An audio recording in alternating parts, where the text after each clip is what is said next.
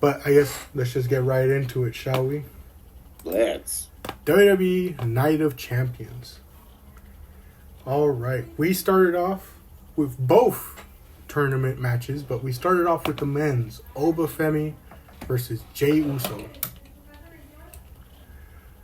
A lot of worry going into this match.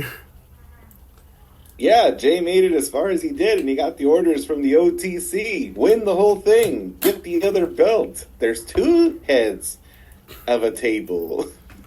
Oh, man. When we were drawing up our predictions, I was telling my dad, I was like, look, just like with Roman matches, I have a feeling, because of the way this company is, who's going to win.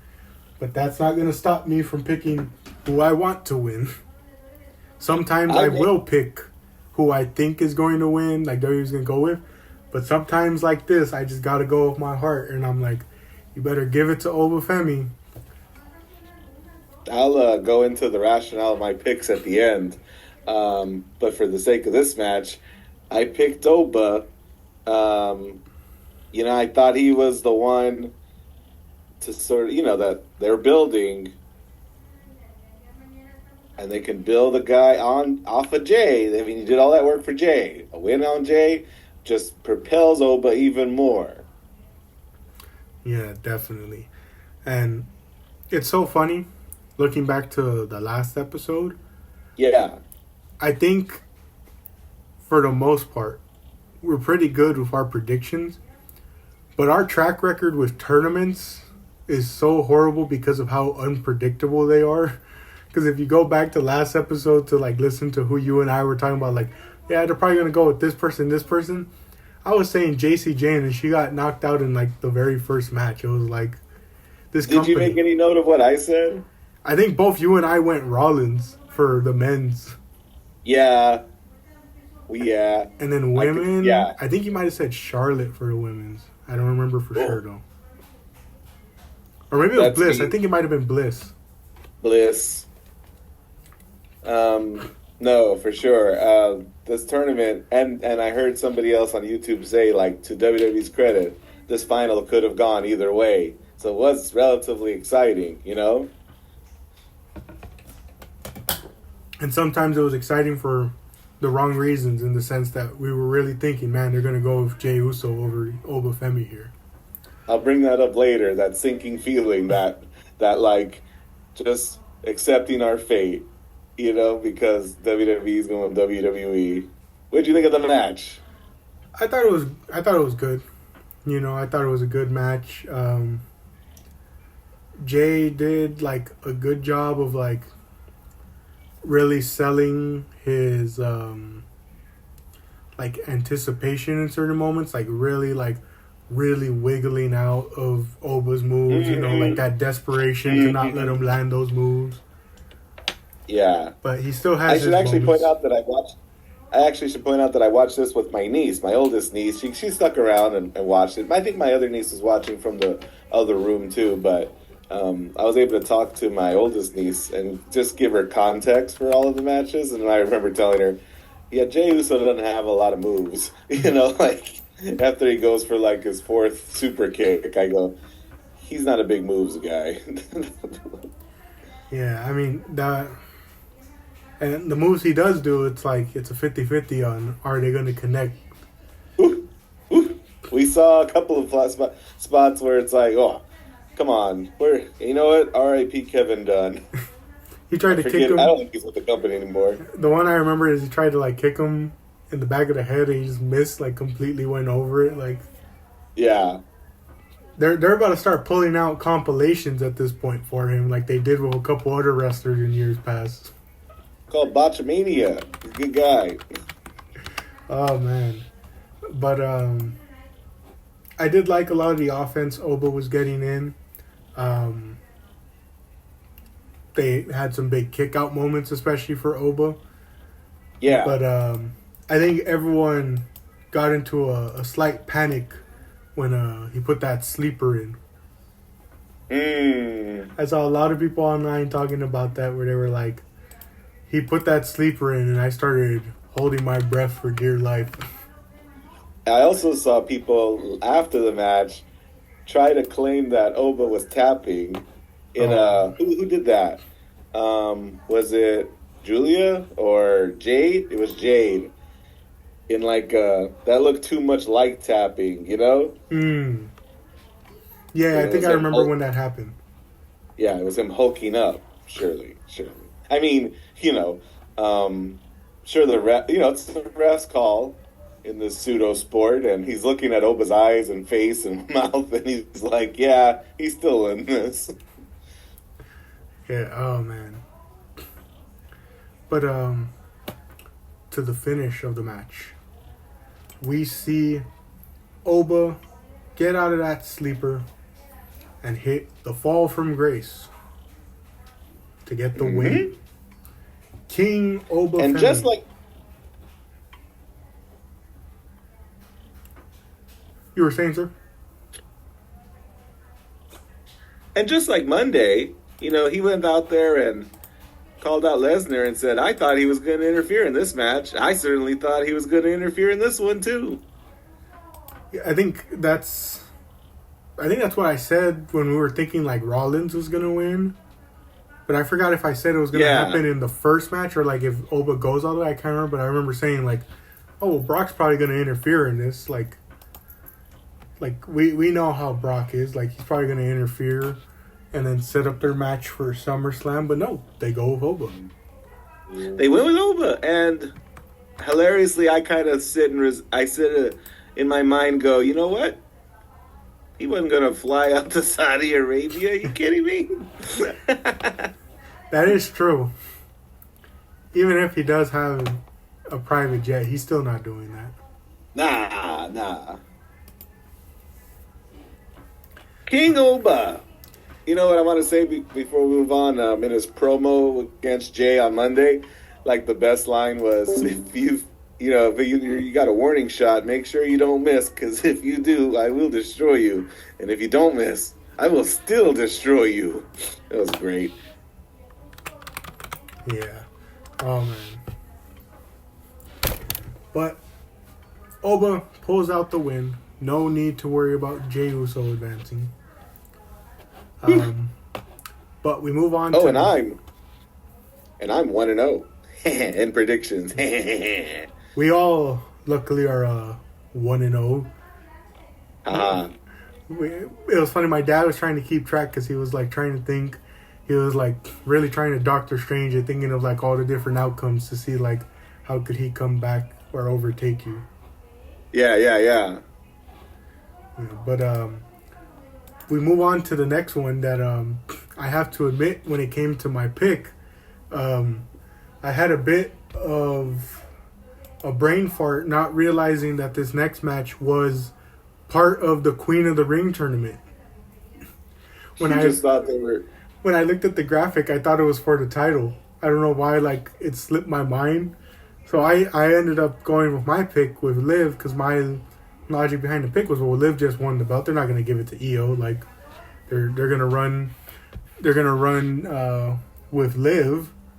And so that's why I ended up picking Liv. And then as the match starts, I'm like, oh, this is the tournament final. Maybe I might have messed up with my pick. Uh-oh. Yeah, but I think you and my dad both went with Io. Yeah. But this is the final match. I'm interested to see the direction they go, as we're watching this match. To see, like... Yeah. Because there's a couple different ways, and I wouldn't put it past them to have one of their champions win something like this, even if it might complicate things in terms of, like, well, how does the whole challenging for another title go out, If SummerSlam is 2 nights, does Liv still have to defend on one of the other nights and then challenge Rhea on the other night, It's WWE, so will they ruin my SummerSlam by having a active champion challenge for another championship? They've done it before. We've seen this all too many times before. I think also for.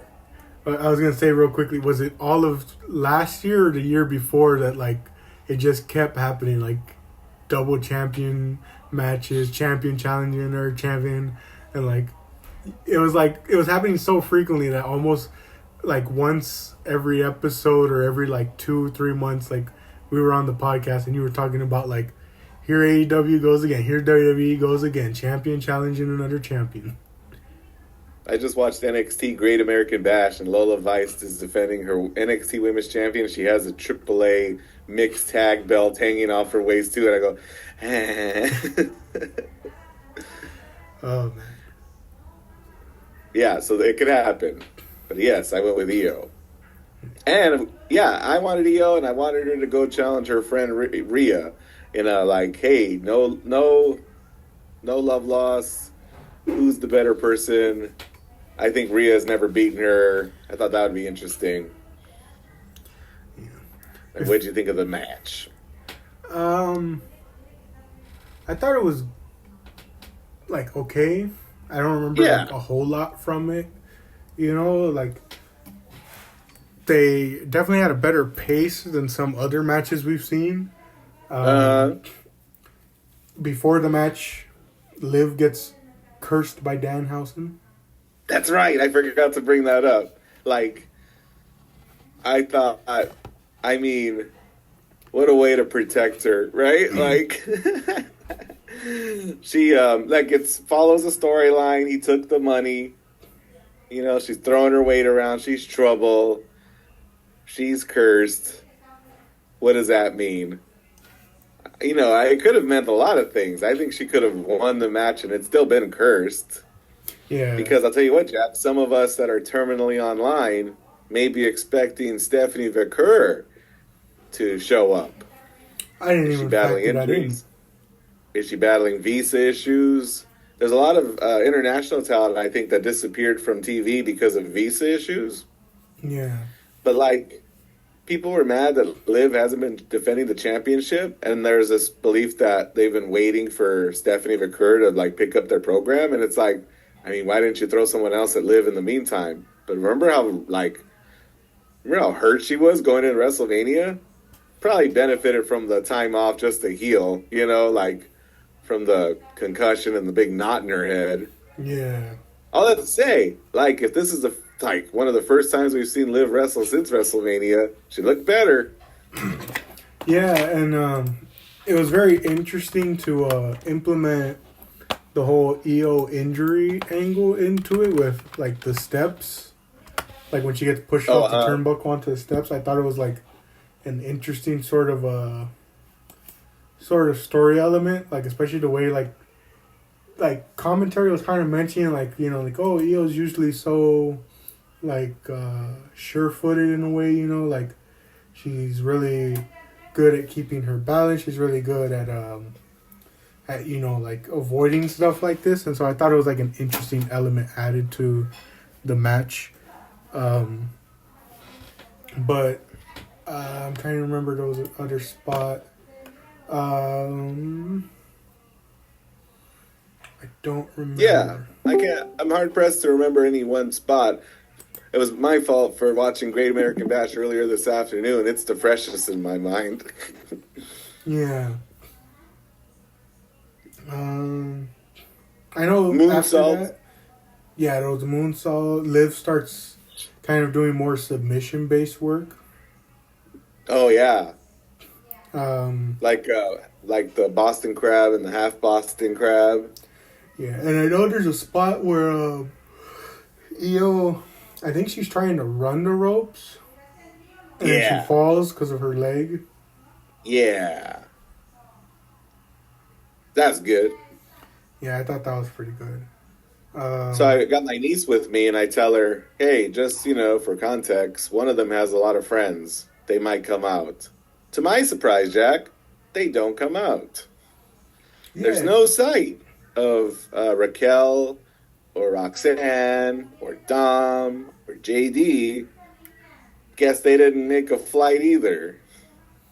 Yeah, that definitely threw me off too, but I mean, I'll take it. You know, less interference can help a match a lot. You know, we've had plenty of matches that were ruined by their interferences. I mean, that's what stables are for. I mean, and like, are we going to break these people up or what? True, yeah, the way We've they've been running asking things. for. We've been asking for about 4 or 5 years. Oh man! But eventually, Io pulls through. She hits a Spanish fly and then Yeah. a moonsault to get the win. Sure does. And I think the Danhausen curse, again, protects Liv in the sense that, you know, there was more against her than just Io. But I was super surprised, Jack, by what happens next. Just to frame it as like a YouTube clickbait title.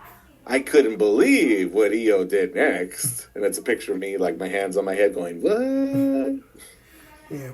And so we have to wait till this upcoming Friday to hear about her announcement as to who she's fighting at SummerSlam, right?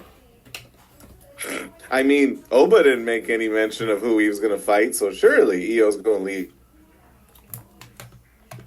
Yeah, surely Io's going to leave us.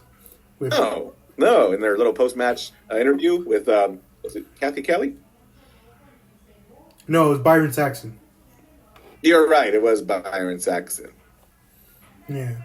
She declares it. She says she's going to challenge Liv for the title, which, you know, isn't as interesting as a Rhea challenge, but it is smart because she just beat her one-on-one, so she's assured she can do it again. Yeah, I mean, is SummerSlam in July or August? Is it first week of August? It's the first weekend of August. They could potentially do some, like, bait and switch, you know? Like, I wouldn't be surprised if they did something. But, yeah, I mean, I kind of like that logic of her just being like, well, I just beat you, so I know I can beat you again. But it's also like... And, you know, you could even... To, like, build this up even more, you could have Io, like, really, like, rubbing it in. Like, hey, I beat you on one leg. Imagine how quickly I can beat you on two. Nice. That's really cool. But from here, move on to our third match. And it's funny, I had, again, we weren't watching live, so I was trying to find, like, replays to watch it with my dad and brother, obviously. And for some reason, a lot of the replays I was, like, pulling up to watch skipped this next match for some reason. And so I had to keep going, and then I eventually found one that had it, but I was like, it was so weird because we eventually watched the U.S. match, the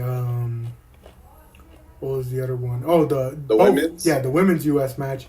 And then, like, the main event started, like, showing the promo, and I was like, wait, what happened to Seth and Braun? Like, I know they did a main event, so I eventually found it. Seth Rollins versus Braun Breaker in a steel cage match.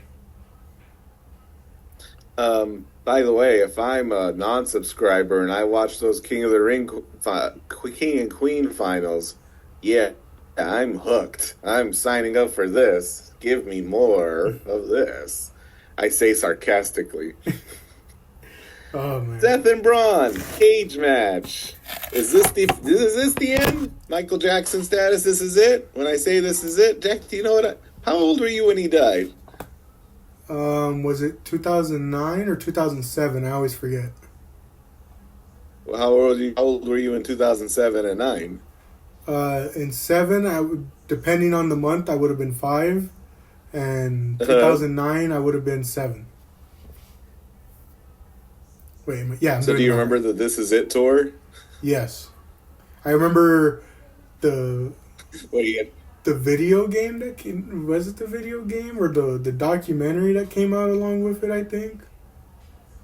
Yeah. One of his tours had something that. This is it. And then when he announced it, he says, this is it. And this is really it. When I say this is it, I mean this is it. It was a meme. This is it. I'm for real. This is it. It was the This Is It tour. This is it, Jack. Seth versus Braun. Seth comes out, goes for the weapons right away, loading up the tables in the cage. Braun comes out looking dumb with no Paul Heyman, no vision, no nobody. He goes for the weapons. This is it, guys. This is it. This is Tommy Dreamer's last hurrah. This is Ric Flair's final match. This is Terry Funk's retirement match. I mean, so, whatever that means. I really thought the last one was it, but, what'd you think of the match? I was honestly like a little surprised by it at some points. It's one of those. Yeah. It's one of those matches I feel like where it's like, it has like the two sides of the coin, where you're like, yeah, do more of that. No, do less of this, and it's like, that's interesting. If the match does more of this, I probably look at it more favorably. If it does less of this and more of that, like, because there was moments like I was really enjoying it, and then there was other times where I was like, I don't really agree with like the direction they're going, or like whatever, like the direction of storytelling you're trying to go with certain like pinpoints like of the match, where it's like, I don't know. I think I know what you mean. Yeah, I mean, like, that's like from the very beginning, they already divide their audience. The two men bring out chairs and sit across from one another as they wait, and people are instantly debating about, is that a good opening? Is it like goofy, corny, like, and then of course the tribalists start going at it, where it's like, well, no one said anything when Ospreay and Fletcher did it last year, and so it's like people are going back and forth, and it's like, all right, we've already divided the people not even a minute into the match. That's really funny. Yeah. I thought it was a striking start too. I'm telling my niece, this one has a lot of friends. One of them's got an arm brace, but he could still get help from one. And then I don't know how well Bronson Reed's been recovering, and I go, goodness, they don't give this to Braun with the help of and a return of Bronson Reed. What a is that a two-edged sword? No, it's bittersweet, sort of sensation. If it's like, yeah, he's back. God, they did it. The Vision are going to keep going. So, questions in the air, just like the King of the Ring finals.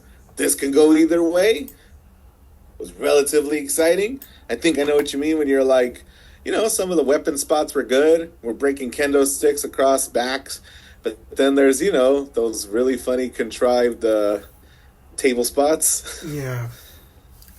You're like, yep, Blood Feud calls for just like manipulation of furniture and very precise stunt work. Yeah. The one thing Braun does, and sometimes it's intentional, sometimes it's not, that man knows how to bleed when the time comes. But sometimes he's not supposed to be, and then it causes injury concerns for him. But other times it's like, man, he knows how to wear that crimson mask well. I don't want to pat myself on the back, but I did not bury Braun to my niece like I could have. Gave them both equal footing as far as, here's who's here and here's what could happen. Wasn't out there going, I'm waiting for that one to break his neck doing something stupid. Again. Yeah, like how about the suplex from the very top of the cage, where it's like, I don't know if you want to trust Braun with being able to rotate properly at that high of a height. And when they did the superplex, I was like, he's going to miss the table. It actually looked like they each got about half the table. It was actually like very fairly divided. Yeah. I think that's like one of like the few times that spot like actually works out that way, because so many times it's like the opposite, where it's like either the person doing the move gets most of the brunt of the table, which means it's like it makes it look pointless, because it's like, dude, you took more damage from that than your opponent. And then other times it does work out where it's like, yeah, your opponent takes most of the brunt, but the person giving it is flat on their back on the canvas. Yeah. But let me see other spots that were did enjoy the Miss Spear. He speared a table. I thought that was good. I thought that was very good. Yeah, that one was good. Let me see. And there was like this, I think there was a narrative around Seth is more experienced, Braun is young and dumb. I really feel like this match leaned into that, and I'm all about that. Yeah, he's young and dumb. Yeah, and I think the biggest like indicator of that type of like mentality is that like we're in a steel cage, very enclosed environment, very much so more than before, and he still goes for his like, I don't know what you would call it, accelerated spear, where he's like going back and forth between the ropes we're hitting. It's like, the cage makes it look almost in a sense like less effective because it feels like there's less room to bounce with, like off those ropes and get funny and interesting. Extra momentum. Yeah, I didn't even think about that. Yeah, but you're right. He couldn't possibly have hit those ropes as hard as he could without cages. Yeah, so like when I'm watching sorry, I was just gonna say when I'm watching that spot, I'm also thinking in the mindset of like, I get it, amping up your speed, want more impact, but like in a blood feud match like this, like it just kind of seems a little out of place to me. Like I don't know like what my like full logic behind it is, but as a viewer, for some reason, I'm just looking at it, I'm like, oh no, it seems like a little excessive to be doing that in a feud like this, in a match like this. Like I don't know, it just somewhat didn't click with me. Is Frankensteiner off the top rope, the ones that he kind of like does his finger thing on? Yeah. He hit it as well as he could, but it's another spot where that move is so much harder to do because there's a bunch of cage right behind Seth. So I think Seth is like has to lean forward a lot to just give him the clearance for his feet. The spot that I was going to bring up was, after one 2 count, and every 2 count, Braun makes a stupid like lost puppy face, like he's not mad. He's just looking around, like he's almost looking for Triple H to go, what do I do next? Like he's got just this look in his eye, like, I mean, in the story or in the match, he's supposed to be like, what do I do next? But he's got like there's some wrestlers who I just hate their 2 count disbelief face. Yeah. And his was like almost on the verge of tears. And then he starts crawling to the cage, and it's like, yeah, badass Braun. 23 miles per hour Braun crawling to the cage door. Yeah. He uses the cage. I think he wants me to believe that was his plan, to draw Seth over there, hit his face with the cage door. Might as well have hit himself in the face with the cage door, too. Oh, man. Yeah, Braun. It's so confusing sometimes, like, just how, like, I get it, he's still young, but it's like, with moments like, like with the cage, it's like, I guess maybe, I don't know what's the logic you come up with, but it's like, you would think he would know how to better position himself, but maybe, like, I don't know how many cage matches he's had, so maybe you can chalk that up, but then, like, how does no one, like, show him the better positioning to be into, like... I think the commentator said he was in 1. I couldn't tell you against who, but he won the 1 he was in. But he was probably against somebody like Grayson Waller or something. More than likely. But he misses that spear, goes through the table after, hitting Rollins with the door. Gets hit with a stomp, doesn't put him down, though. And then that's when Rollins goes for another stomp, this time from the second rope.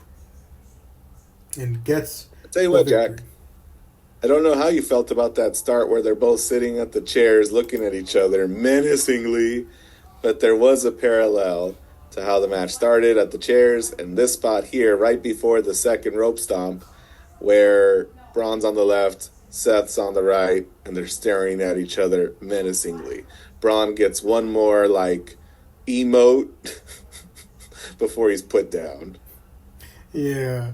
And then, I don't know if it's just me, but I get so worried anytime Seth does any type of move like that from from like the second rope, the top rope, because I just get like Yeah. PTSD for him. I'm always like, Ooh. I'm like, oh man, and I can't imagine what it's like for him when he has to like do stuff like that. Where it's like, I know it was a decade ago now, but it's like I wonder just how many times does that pop into his mind whenever he does stuff like that. It's like, geez, I sure hope my leg doesn't explode again.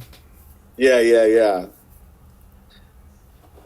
Oh man, But Seth wins. yeah, I think it was a good match. Like I said, some things they could have done less of, but I'm okay with the match. I'm like, that was pretty good. Probably higher up on the ranking of the matches so far. I think for me, the Liv and Io match outranks the other two that we've seen tonight. Mm-hmm. This match I think was better than the Backlash match. They had one on Raw. Did I like this match more than that Raw in Italy? Maybe. They're about the same. That one had a lot of Vision interference. But, like, what does this mean for the Vision? There's no reason to disband just because you all were thwarted by this one dude. But, golly, please keep them apart. And I think, I didn't see Raw, but I, like, gleaned all the highlights on the YouTube list of video highlights. And it seems like, yeah, he's moving away from the Vision. Yeah, I mean, if anything, they should still try and see if they can pair him and Bronson back up when Bronson gets back, just because it's like, I mean, we saw how well like Bronson worked with Jacob Fatu that one time. I feel like as a tag team, Bronson and Braun could do a lot more, and especially like I feel like Bronson can maybe fill in some of the gaps that like Braun has, you know. I want a complete, like, you know what the Danhausen's doing with the Miz and Kit Wilson? That's what I want Braun to be doing. Just like a foil for Danhausen. He gets shocked by one of his experiments, and all he can do is really bark.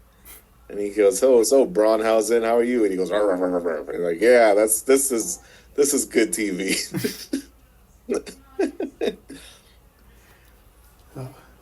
But moving on to our next match, U.S. title match, the men's U.S. title match, Trick Williams versus Ricky Saints for the title. Yep. With Little Yachty and a diamond encrusted kendo stick. Yeah. I'm honestly surprised at this match when you sent me the match card, because I haven't been keeping up. So I was like, oh, Ricky gets his first pay-per-view in the WWE on the main roster. Yep. What are your thoughts on this one, sir? You know, one of the first things that stands out to me is Ricky Saints' cleverness in busting an old Eddie Guerrero on Little Yachty. That was fun. Gets him out of there quick, you know, shows off Ricky's smarts to be like, well, of course I'm going to get the one guy who could interfere out of here.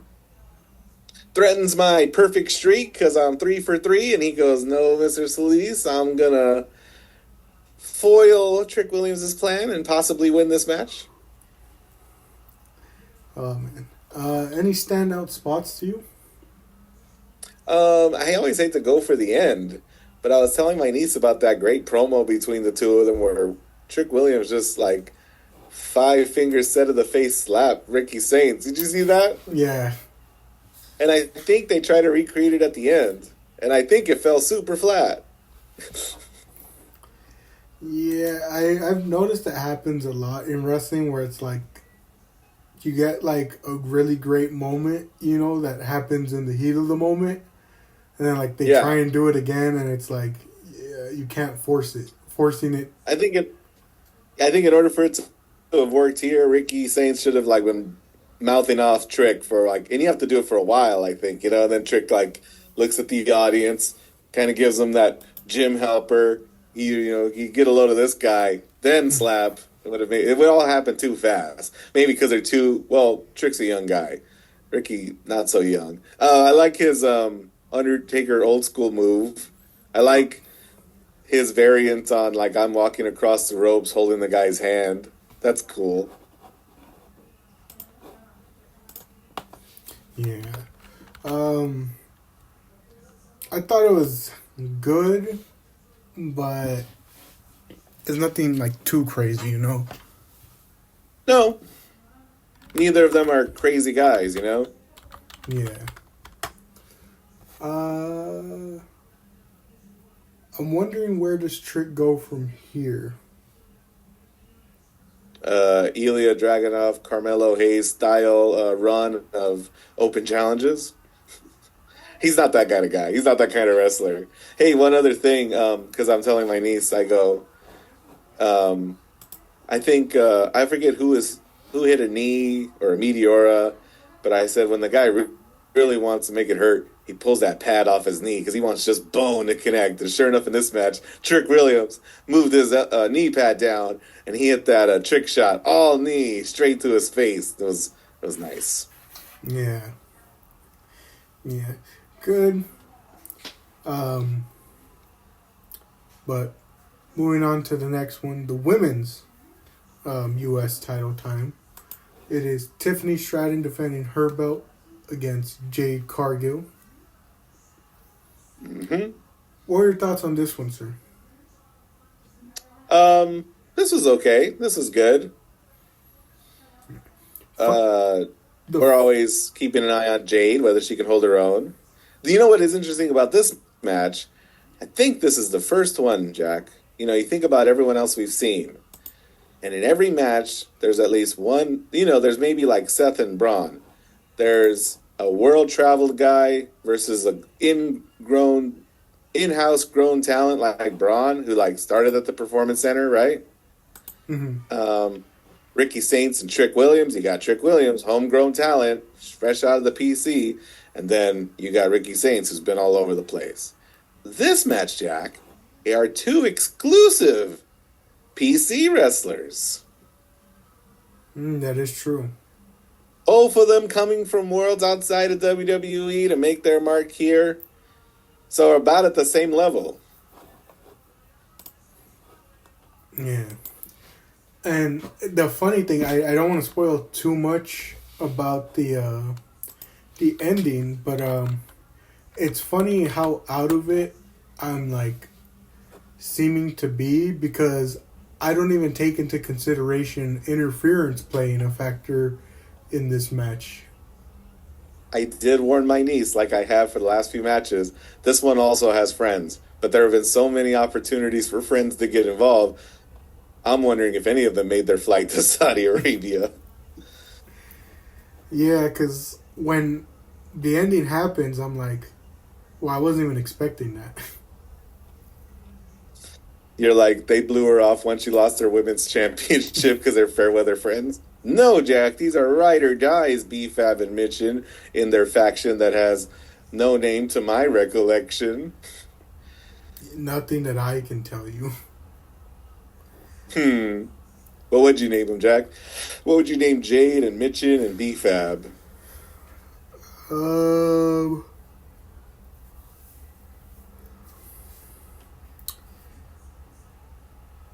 What do you even name them? I can't even think of anything. Because, like, I can't think of what they have in common. Yeah. And the only things I could think of, I don't want to say on the podcast. And then, I mean, I guess, because I don't know how much more there is to talk about, like, most of the match. I feel like, I will say the interesting aspect plays into what you brought up about them being two PC grown superstars, is that it's like, like you're watching it and you're just like, kind of like in some other cases, maybe we brought it before, but it's like you wonder in a situation like this with two, in a sense, I would say less experience, to put it that way, who's going to take the lead, you know, like who's going to take the lead, who's going to be calling most of the match, you know, like it's always interesting seeing how that plays out, how certain difficult spots play out when you're dealing with two people, like I said, who are less experienced. So there's less experience in, well, we know where to be when this move needs to be hit and where to be so that this spot looks right. But there's even more interference in the end because it's not just B-Fab and Michin, but it's also Chelsea Green coming out to interfere. And then Charlotte Flair coming out to get involved. Yeah, she seems to be a foil for Jade, which is interesting. I haven't watched SmackDown at all either, but she was involved in the... What did we watch? The Clash in Italy. Yeah. The interference in this match went much better than the Clash in Italy. Yeah. There was a title belt. There was some shenanigans with the title belt. Also, commentary tell us that Chelsea Green is trying to befriend U.S. champion Tiffany Stratton. Tiffany Stratton doesn't 100% believe her intentions, which is nice. I'm like, that's cool. Because, honestly, I don't know if I trust Chelsea either. She wants the belt. Yeah, I like that. I wish more people, more companies would not think their viewers are dumb and make their characters look dumb by having them just blindly believe, oh yeah, this person's my friend. Like, not even in real life do people blindly believe certain people. Like, they always got to keep an eye out for, like, well, what's this person's true intentions? It's a lot like Jacob Fatu rejoining the bloodline. He goes, I acknowledge OTC. I don't acknowledge Jay. And he has all that stuff to say about Jay. And it's almost like him saving face by running down Jay. In fact, I'm going to rewatch the segment of Raw that involves the bloodline. So I'm the problem because I'm contributing to the watch minutes and the views. But I want to see if Jacob runs down Jay for his loss. Yeah, and getting back to the interference, I like how sporadic it is because it just kind of plays off a little better, there's all this going on that it really adds to that, like, build up in the end where it's like, boom, Tiffy hits the moonsault for the win. The prettiest moonsault. She retains. And now... And you know who else retains? I retain. I'm 5 for 5. I forget how many matches we've seen. No, right now I'm 4 for... No? Yeah, there's been 5 matches. 5 for 5. But now... Wait, let me see. I know I picked Oba. I picked Liv, so I got that one wrong. I think I picked Braun, so I might have gotten that wrong. I picked Trick, and I picked Tiffany. I know my dad picked Braun. He picked Io. He picked Seth, I think. He picked Trick. He picked Tiffany. So I think he's right there along with you. He is. He and I are neck and neck, and you're behind us. And so it all comes down to our main event. Cody Rhodes defending that WWE title against Gunther and Sami Zayn. You and I picked Gunther, and Dad picked Cody. So here it is, the deciding factor. Yeah. I told my niece, I said, there's no rules, there's 3 of them. Anything can happen. And I said, if the Austrian guy pins the redhead, I said Homelander loses his championship and he doesn't even have to be touched. I told her about the Homelander joke. She thought, she just was wondering about Sami Zayn. I told her a bit about his backstory. And you know what she had the most to say? Like, it's so funny, and like when I think about it, I don't know if anybody else was as guilty of this, right? But all she had to say was that Gunther's out there in his underwear. And I was like, that's certainly one thing to respond to react to. Oh, man. With this match, there's a lot behind it because it's like we just saw Gunther lose to a fast count. Are they gonna make him lose again? Okay. And how do we even how do we build off of Gunther losing twice if he does lose twice? Which is why I think you and I are like, Gunther has to win this one. Like, it just feels like Sammy's here. Has to win. Yeah, dude, retired. You know what's funny?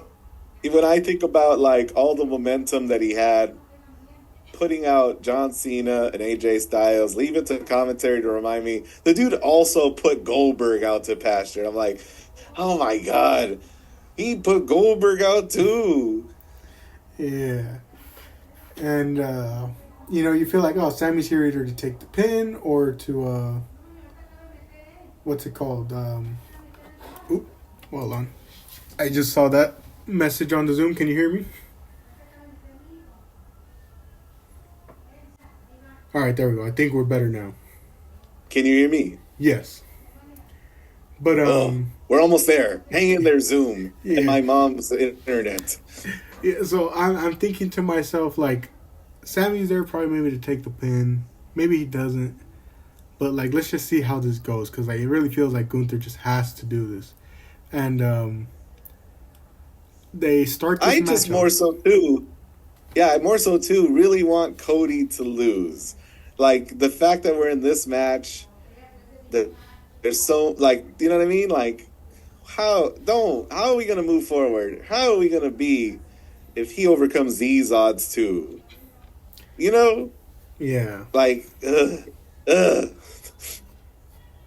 Yeah. Speaking of overcoming the odds, Mexico's up 2-0 right now on Ecuador. Hey now, love that update. Yeah, 31 minutes in, they're up 2-0. Oh, you know what?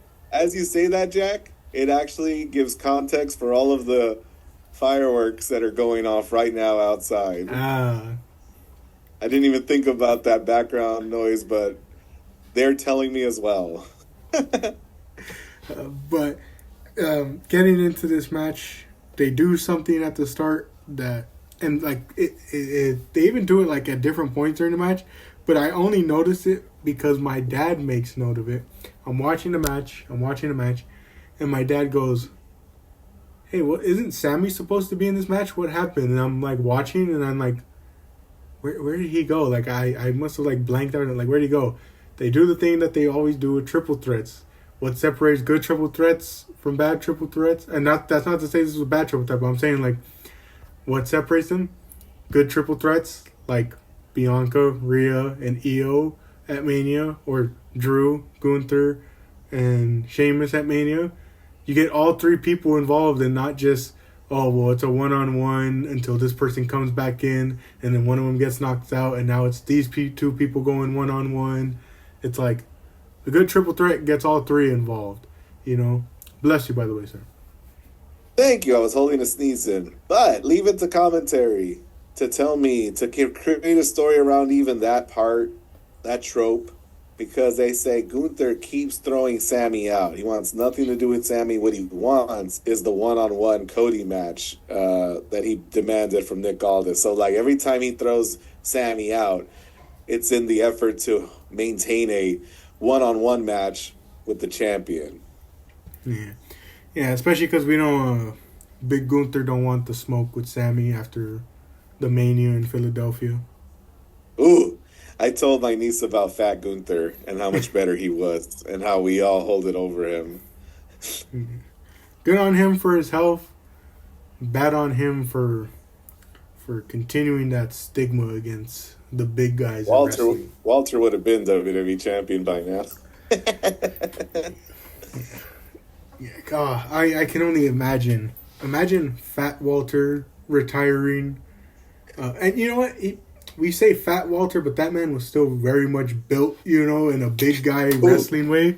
Could you imagine that version retiring Cena, AJ, and Goldberg? Like, the damage he would have done as that version compared to this version? Ooh. But, yeah, I guess I do like that bit of commentary storytelling that, like, yeah, he's very frustrated that Zayn snuck his way into this, you know, like, he shouldn't be here in the first place, so I'm going to do everything in my power to make sure your involvement in this match is as limited as possible. Trying to think other spots. I know, like, things really start ramping up, like a lot of matches in the last couple of minutes, because it's like, you start getting stuff like the environment getting involved, you know, like... Yeah. Like the commentary tables being used. I did like the story beat where Sammy breaks up the pin by pulling the ref out, and like Cody looks at him like all angry, and like it's like, hey man, I may be a good guy, but like it's a triple threat, and you got to do what you got to do to keep your hopes alive. Yeah. Cody returns the favor, pulls the ref out on a Sammy pin after Haluva kick. And you think, that's as close as Sammy's getting here. Hit the Haluva kick. Got a visual 3. How about Jack? Gunther's got that sleeper in. Ref holds Cody's hand up, and on its way down, Sammy catches it, a la FTR, or the Revival, if you will. Yeah. And if we think about it for too long, even though Sammy stopped the arm, the ref could have ended the match still if Cody is visibly passed out. Yeah, I saw people mentioning that too. They're like, the hand being held doesn't stop the man from being passed out. He is actually asleep. He's dead. He's dead. Yeah. I do have to make quick note. It happens like in between these spots, but I find it funny that ever since he did it at that Mania against Gunther, commentary loses their mind every time Sammy hits a brain buster. Oh yeah. Didn't do it on the corner, just did it in the middle of the ring. Yeah, and they freak out, and it's just like, I think it's like somewhat cool, but it's also a little funny at times. Where it's just like, man, out of all the moves, like I mean, it made sense in the Gunther one, because I mean, how long had it been since he busted out like that move, especially in a big match like that? But like, it's just funny, like you said, like he just does a regular brain buster to Cody in the middle of the ring, and they freak out. Well, you know what? Like, this is Sammy. Gunther's been in this position. Cody's been in this position for way too long. This is Sammy's moment to show us that he belongs in this match. You know? Yeah. Yeah, look at him hitting that Blue Thunder bomb early.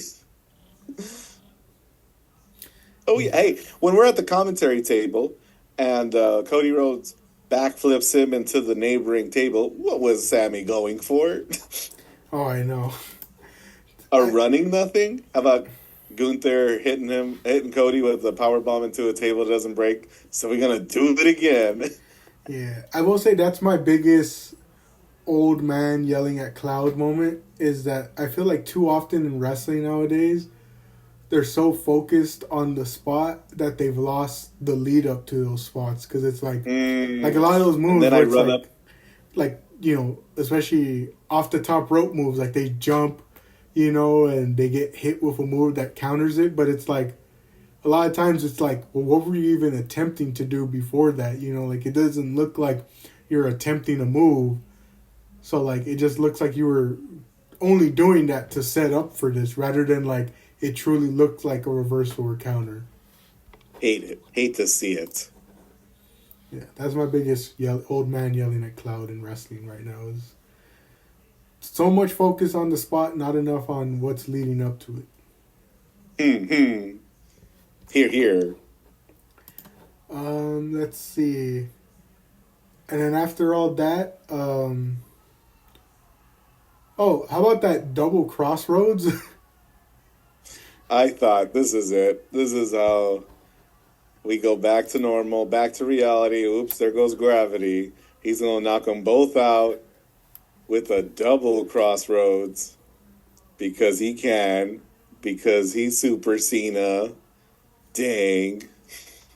Yeah, it caught me off guard too, because I was like, how does that even work? Like, how is this going to be pulled off? Do you remember the order of people? Was it Gunther that had Sammy in the sleeper?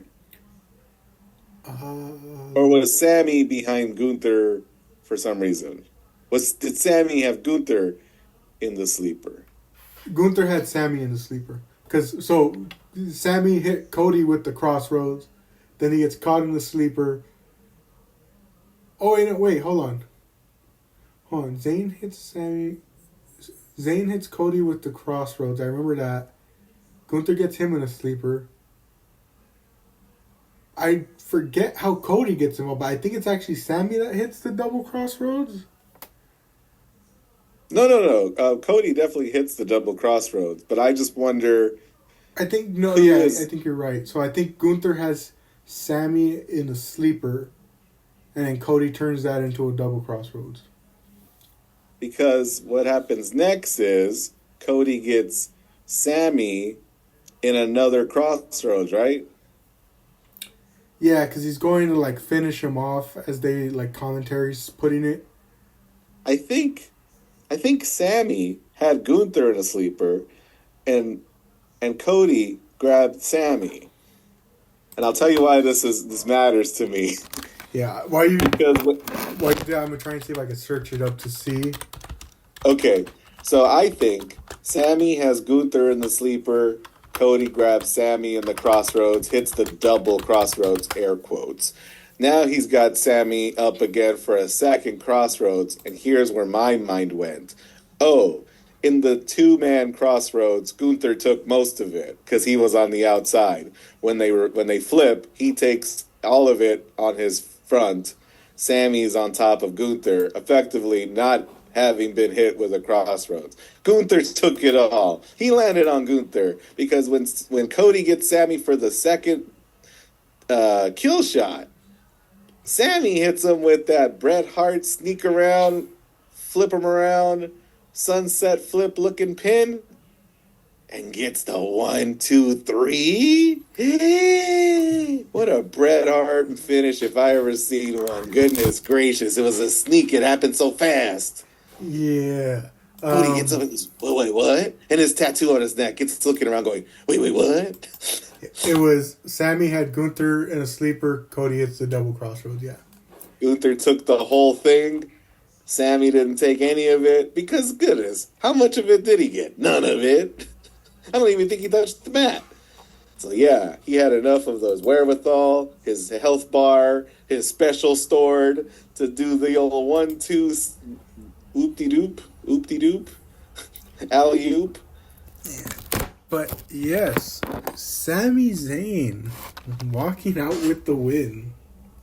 Having pinned Cody Rhodes, the crowd goes wild.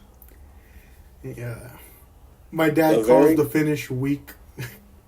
What the? Oh, because it's not a finisher, not a very impactful move. It's the old, sneak attack, caught him off guard. Yeah, and then also, it's been very known that I'm the only Castillo family member that's fond of Sami Zayn. My friend stopped when he started watching wrestling again. He kept calling him bootleg Mick Foley. I think because of his hair, Have you beard. seen people sense are of like, humor.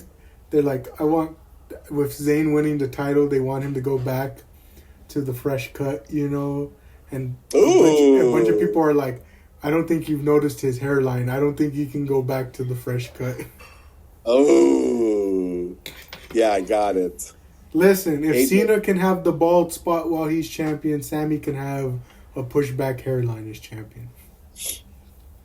Sammy can do whatever he wants because he is a WWE champion.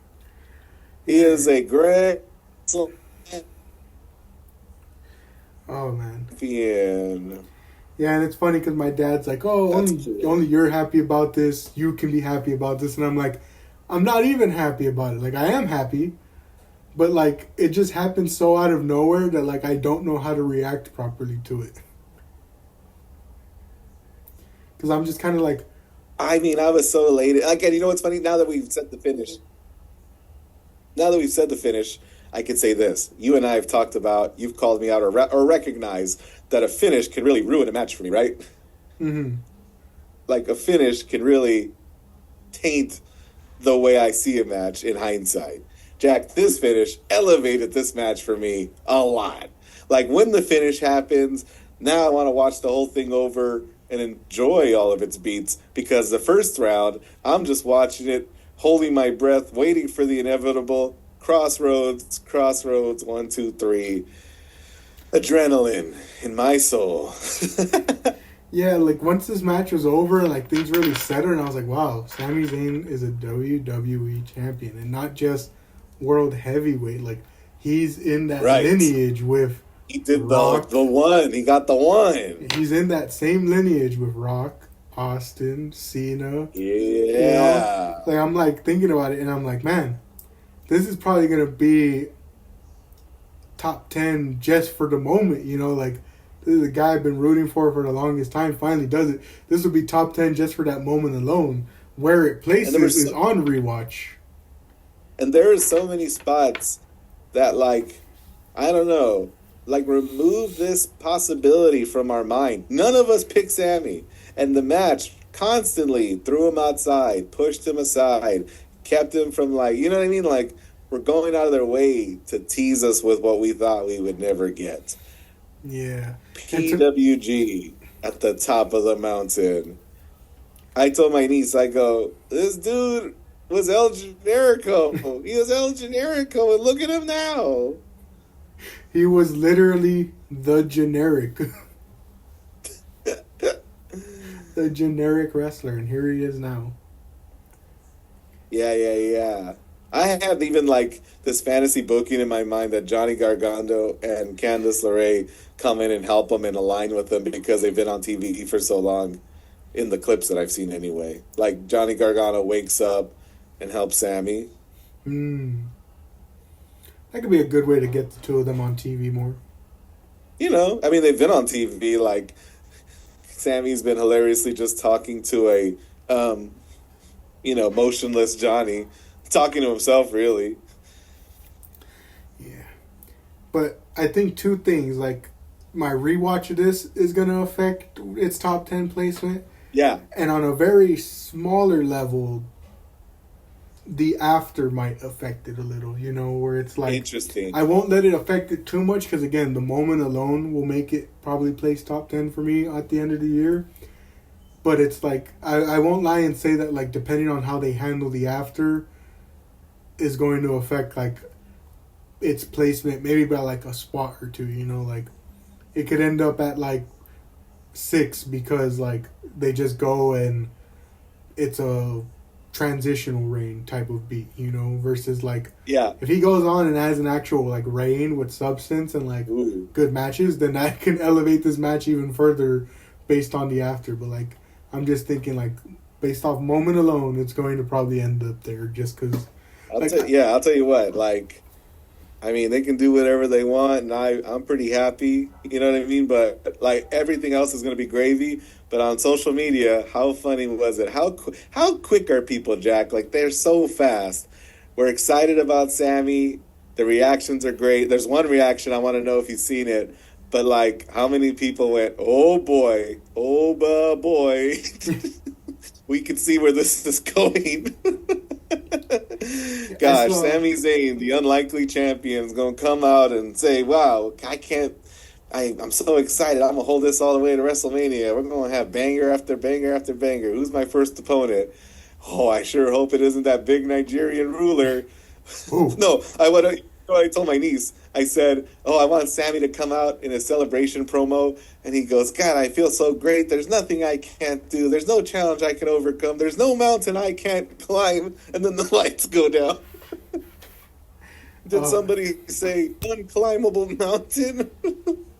Yeah, or the people with PTSD, the one I saw was people were like, did anyone else expect Kevin Owens' music to start hitting? Because, like, commentary brings them up. That. Commentary brings them up.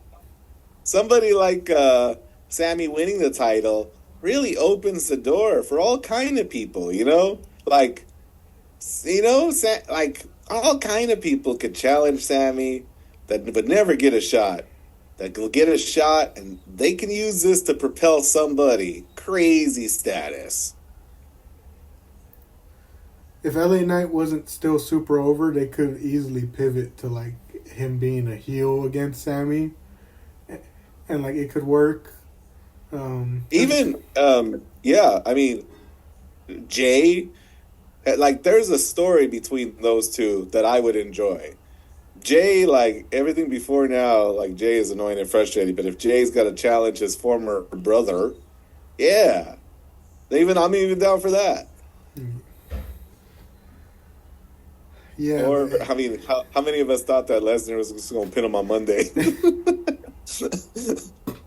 sure, you're King of the Ring, but I'm Brock Lesnar. So yoink. Yeah, I'm just like you said, very interested to see like what direction they go. Yeah. Um, And just like you were trying to think, you were trying to make a guess or a prediction with Trick Williams. We came up with nothing. When it's Sammy, you can go all kind of ways. yeah, definitely. It'll be Just interesting. don't go Cody. Cody, I was telling my niece, I was like, this is it. He can be Homelander now. And she was so amused by how much he looks like Homelander, like unintentionally. Yeah, I said, you got real mad when people told him that's what he looked like. She goes, he does. He's like exactly him. yeah. What? Oh, that's. So I just remember what I was gonna bring up. I remember, like before this, or was it after? I saw something where like they were like Dave Meltzer was talking about like, oh, Obo versus Roman shouldn't happen at SummerSlam. That's a WrestleMania caliber match. They can build to Yeah. that for like the rest of the year and up until Mania, this and that. And I was like, I was so angry at it, Yeah. because I was like, this level of thinking is what's ruining the WWE. That we have to wait for Mania. We have to save every big moment for Mania. And it's not only hurting the product, it's literally hurting the way your viewers perceive your premium events that you call premium live events. Because if you're telling the viewers that the only good stuff is going to happen at Mania, what incentive do they have to tune in for the other 7 to 8 months of the year, or 8 to 9 months of the year? It was called the Big Four of pay-per-views because that's were your biggest pay-per-views. And now what? You're saying that people can skip out on SummerSlam now? Because you've already told them they can basically skip out on Survivor Series for who knows how many years. Yeah. People will always tune in for the Rumble itself. So like you don't have to worry about that. But like it used to be like these are your A pay-per-views, these are your B pay-per-views. But now it's like you're basically selling your A pay-per-views as B pay-per-views. If you're telling people, no, even SummerSlam isn't deserving of a big match and a big title change, like. Yeah. And it's funny, that's the mindset I have. And then look what happens on Night of Champions with the WWE title. The one thing I get less and less used to is how long feuds last. Like Braun and Seth, for the love of God, they should never look at each other for a long whole vision. Leave Seth alone. How many times does he have to beat you, old man? And you know what I mean? Like, I just need closure. Please close these stories. Start new stories. Because, you know what I mean? I mean, people I think are tuning out. I think I've heard, it's hard to know who to believe, that Netflix is not happy. That numbers are down. You know what I mean? Like, there needs to be some set of numbers to tell you to do this differently. And there was I hate these headlines. I hate that this is what the original plan was. I'm over those, Jack. But I saw the original plan was to have Sammy do this at Riyadh in WrestleMania 43. I'm like, well, thank goodness that they pulled the trigger now, even if it is to feed him to Lesnar or Oba. Like, I'm glad they're not. But did you hear the Paul Heyman Chris Van Vliet interview? I've seen clips, but haven't like watched the full thing or like seen some of like the full context of some of the clips. I think it's worth a listen. He's a charismatic guy, but there isn't a lot that you haven't heard if you follow him and you follow wrestling. And but he doesn't do a lot of long form. No, that's this was him super out of character. Yeah, I know that he's done things like in character, like this was super out of character, and you knew it because the old Heyman was coming out with the way he was talking about Vince and like the booking process. Yeah. Like you could tell, okay, this is like Heyman's true form coming out because like he's actively like tearing down some of the way, like some of the big business practices from back then and that are still happening today. Yeah. And so he tells Chris that he wants to think long term. He wants to think about a year from now, WrestleMania. What's going to be the main event of WrestleMania? What's going to be the main event of next WrestleMania? And you hear that, Jack, and you go, oh, good. I'm glad somebody's in that company with that mindset. And you know what he says next? He goes, not this WrestleMania, maybe next WrestleMania, it's Roman versus Cody 3. And I go, no! I almost drove off of the 15 freeway in the middle of Nevada. No! No! And Chris should have said something. Chris should have pushed him and gone, no! No, we're not excited about Roman versus Cody 3. No, nobody wants that trilogy. Nobody. Nobody's like, let's run that back again. 2 years from now. Jack, if we're supposed to be building stars, if you've got this organic Oba literally taking over the whole country, Jack, Midwest, Europe, they're all going, ooh, unprovoked, ooh, on cue, ooh. They're doing it, Jack. Give this man the belt, not just the match, the belt at SummerSlam. How do I know that's going to work? Because Lesnar won it at SummerSlam 4 months after people saw his face on TV for the first time. And I thought they were crazy then. I was an old man. I was what? In 2002? I was like 16.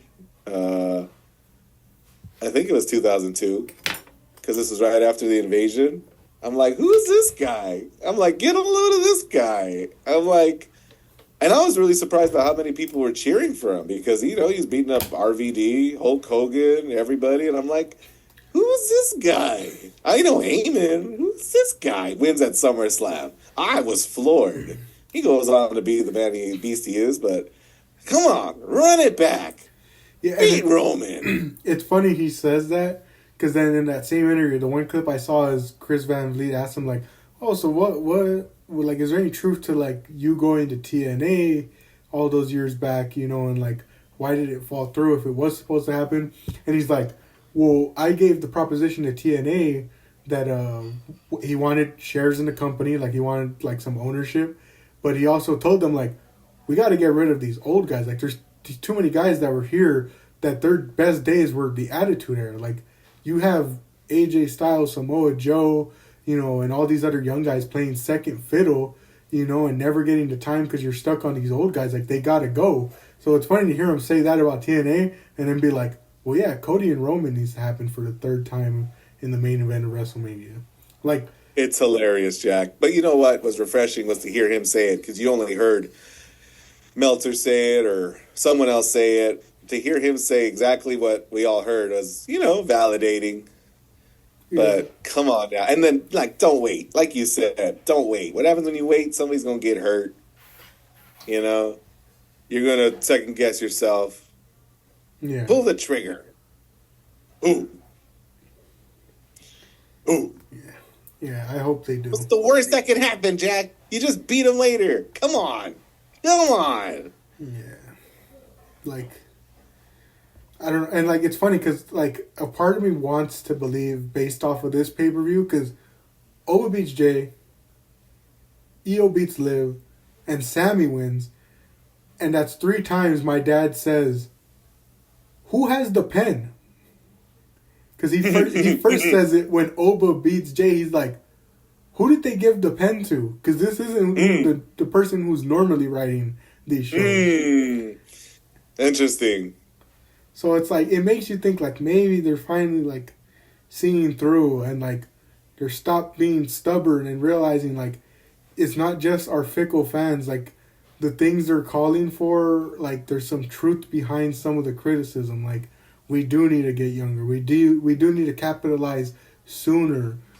It's not a guarantee that this time is always going to be here. Like, we need to start focusing, and yet, again, I don't want to believe because I know this company and I refuse to get invested like before. I didn't watch Raw on Monday. You know, I've been traveling between my sister's place and my mom's place, hanging out with my nieces and my nephew. I watched Great American Bash this afternoon, and it was good.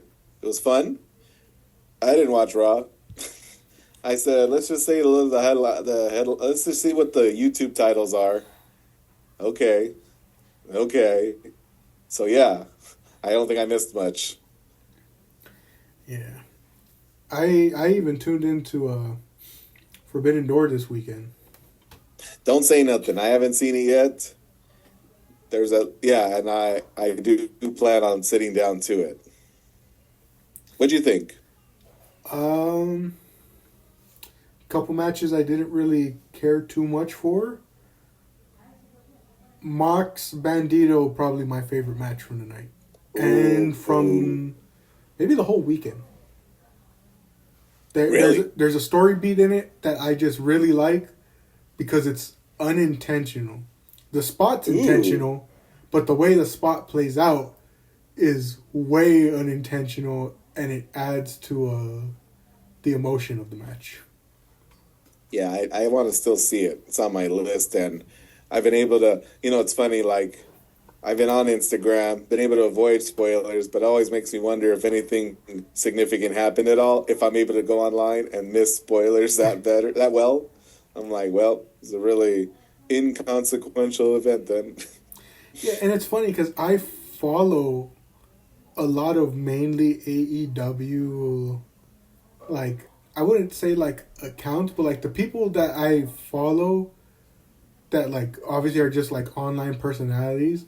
Like they're very much people that like they're very AEW focused. They're very much other company focused, and yet it feels like I rarely like even though they post, it's like it never comes across my feed.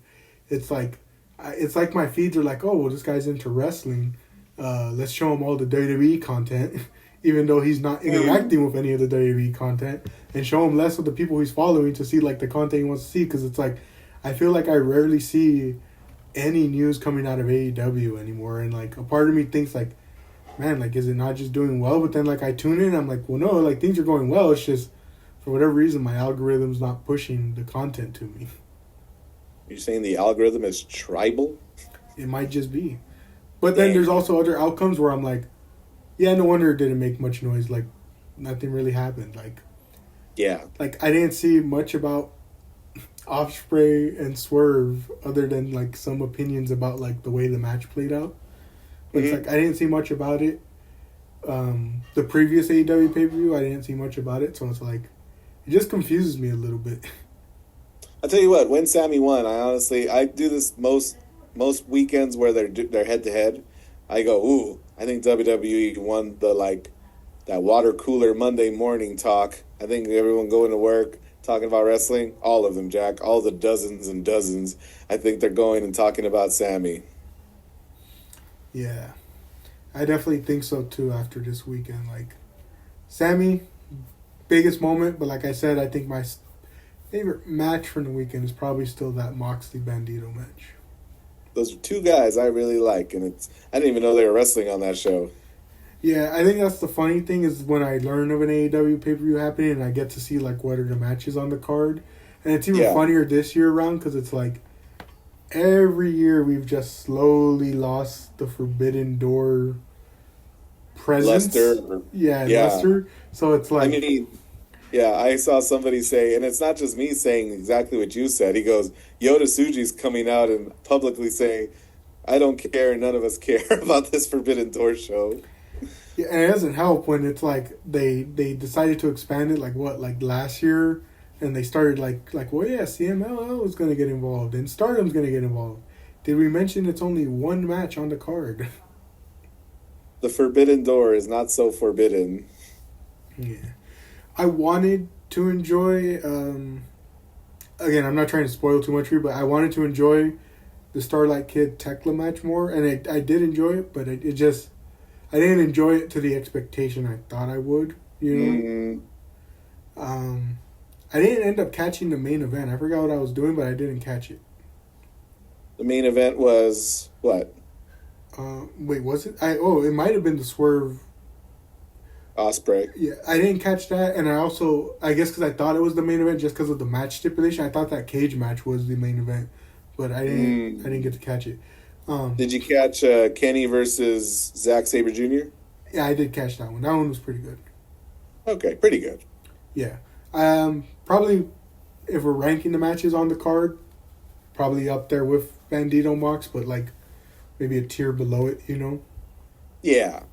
And then the only thing I saw from the cage match was two spots, one involving Kevin Knight and the other Darby. Because Darby took a bump that, like, he had the break character for. Oh. Yeah, I won't spoil it because I think you seeing it, whether it's online or if you watch the match itself, is better. But I saw the spot online, and Darby quite literally for the first time in his career, I think breaks character with a spot. You know, like he'll sell some brutal spots, but like not show like he won't let the pain show through in the sense of like you see the actual person behind the wrestler like being like, oh yeah, I'm definitely feeling that. Like if he's taking a bump and selling it, it's like it's Darby Allin the wrestler. This is the first time I've seen him take a spot, which you would have thought with him going through glass, with him getting thrown out the ring by Cody, the barrel, like all the spots he's done in AEW.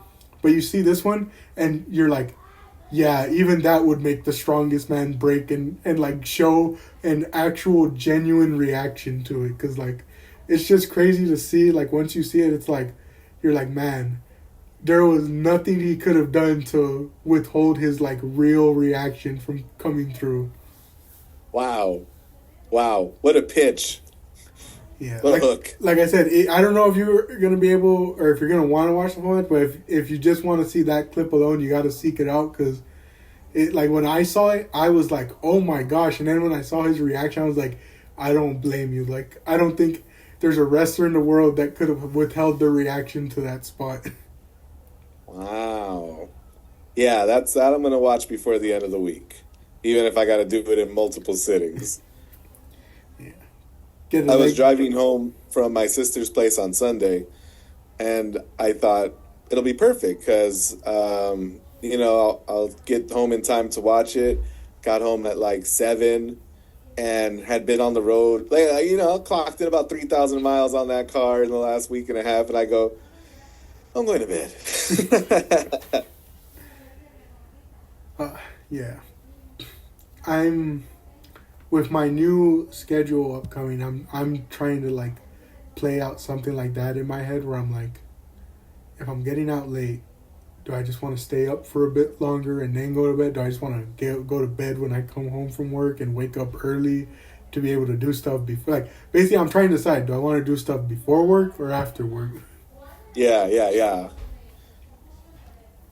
I have found, you know, in an attempt to reset my sort of day-to-day schedule this summer before school starts, I've like really reckoned with I have the most energy of the day in the morning. Like if I want to build something into a routine, I think I gotta sneak it in the morning. Be La Rock, wake up a little earlier. You know what I mean? Yeah. Do the lap or do a quick go stretch routine. Then, because when I think about doing it after work, not a whole lot happens after work. Yeah. Even the things that have to happen don't happen after work. Yeah, there have been times where I'm like, I'm in a safer neighborhood now. Maybe I should start waking up earlier and doing like walks then, like real early in the morning.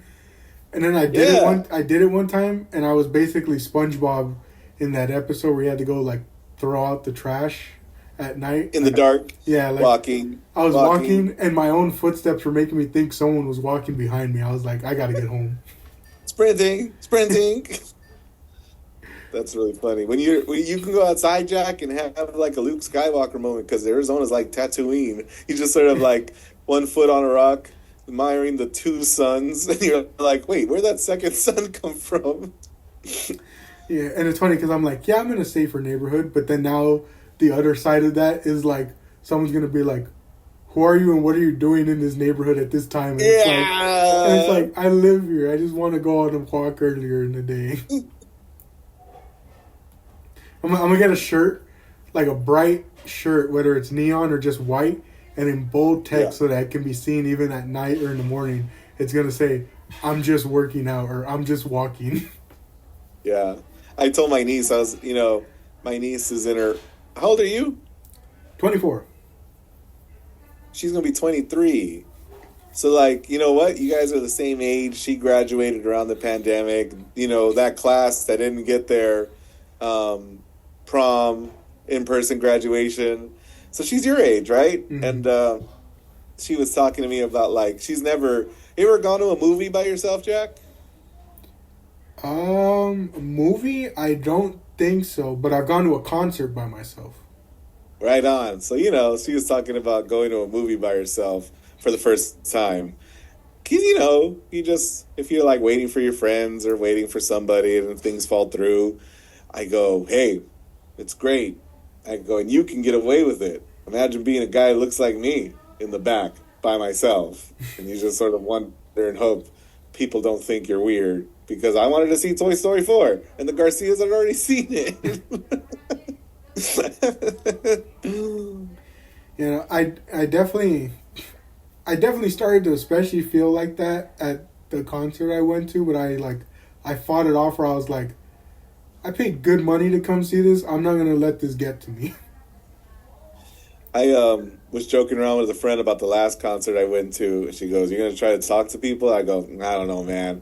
I'll try to talk to some woman, and she'll go, and then some bro dude will be behind her, and I'll go, well, that's that, right?" And then I go, "Oh, even worse than this bro dude coming to beat me up. What's worse than that is she'll see her bro dude and go, 'Oh my God, you should meet. You guys have so much in common. He doesn't have any male friends.'" And then he'll go, "Are you gonna watch AEW this weekend?" I'm gonna go, "Of course I'm gonna watch AEW this weekend. I don't need any more male friends."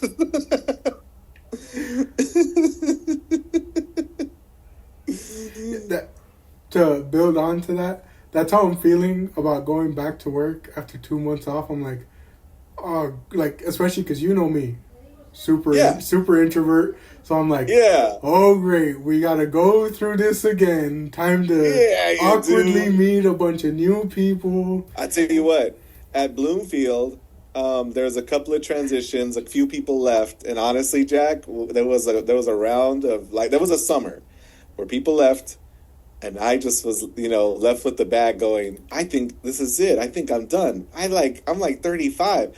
I don't think I can make a new friend, and sure enough, Jack, I did. I'm like, I can't believe how good God is, because I'm no good at this. But he just puts the right people in front of me. And then I go to this new school, Jack, I think the exact same. And I go, how? How even? How could lightning strike so many times from one man? And you know what, Jack? Gee, God provides. And I got Miss Moody and I got Miss Rojas.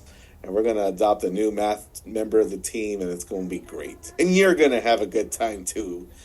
You're going to find that one dude who was giving your dad the business whenever he came and picked you up. Oh man, yeah, and I mean it's so funny because at my old job it literally took pretty much that year for me to make like full friends because like the three people that I can say I made friends with there, like it's funny I talked to them a lot, but it was like in those like final like 3 months things like really ramped up where it's like, oh, we're going to hang out after work with one another on our off days. Like we're correlating our schedules together. Like this is actually something real. But You know now, what I like, told my you know what I told my first year math teacher? huh, Because she has a little clique. There's some math teachers that are all the same age, and maybe your age, maybe you know what I mean, like mid-20s, first year teacher. I said, "That's cute." I said, "I had my own group at Tajima, and I said, and you know what? We still talk." I said, "We still send each other messages on Instagram," and like her eyes lit up, just the revelation that you could be making some forever friends, even if people come and people go. And there's people, Dean's in Mesa, over there by San Diego. Santa Cruz is doing his thing. Perkins is at a different alliance school. But they're just a click away. yeah, Perkins is great. You remember? Did you know Perkins? I was there for his final year. I never got to take any of his classes though. He's a cool guy. I reached out to him just to say hi, and he goes, "You want to teach math at my school?" And I go, "No." "You want to be the principal at my school?" Because there was a lot of transition this year.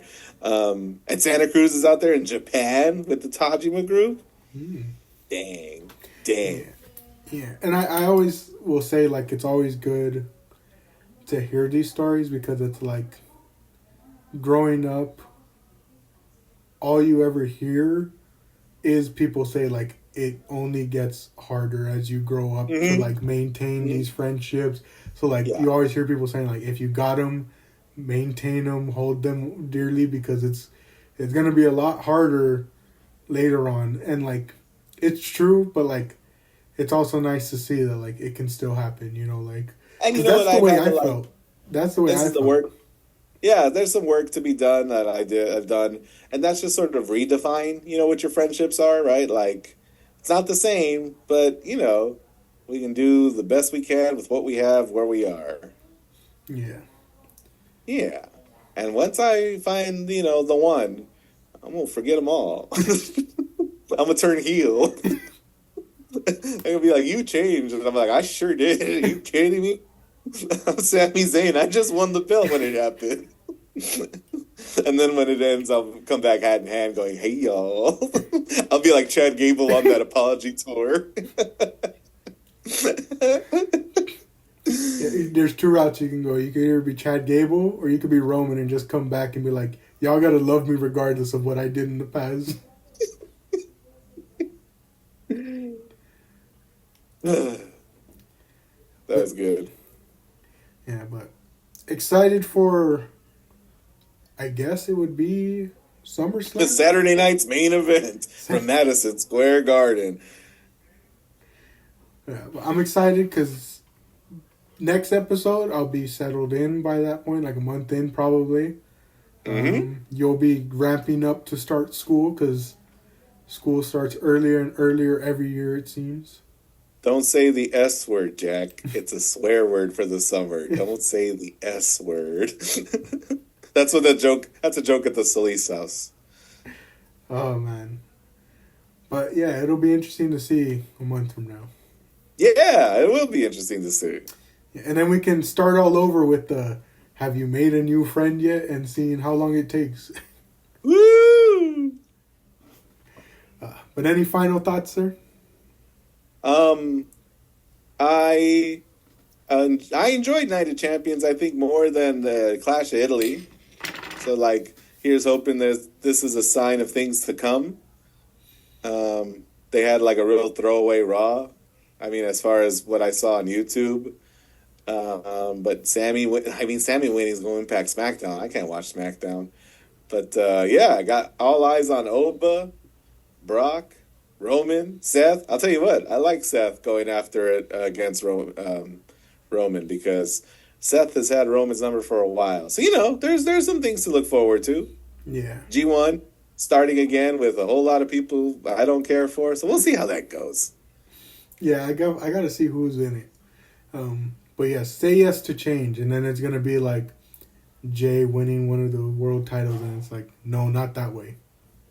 Good. Please, not that way. But thank you all for joining for yet another episode of the podcast. I am Jack, joined by my guest, Mr. Solis. Thank you all for joining, and we'll catch you on the next one.